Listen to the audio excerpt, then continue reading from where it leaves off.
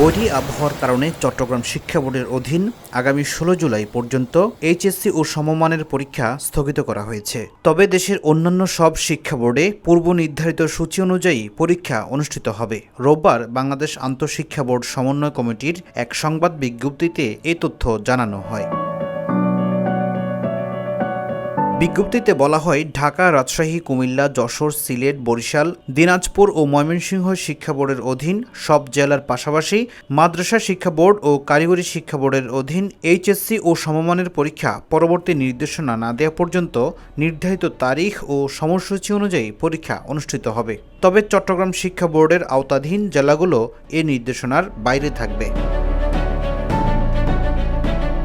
এছাড়া পূর্ব নির্ধারিত সিদ্ধান্ত অনুযায়ী চট্টগ্রাম শিক্ষা বোর্ডের অধীন সব জেলার পাশাপাশি চট্টগ্রাম বোর্ডের আওতাধীন মাদ্রাসা ও কারিগরি শিক্ষা প্রতিষ্ঠানের ১৩, ১৫ ও ১৬ জুলাই অনুষ্ঠিতব্য HSC Alim, HSC BMT, HSC vocational ও ডিপ্লোমা ইন কমার্স পরীক্ষা স্থগিত থাকবে।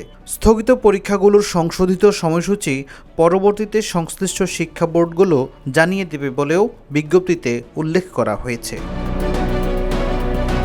ফখরুল ইসলাম, ইত্তেফাক নিউজ।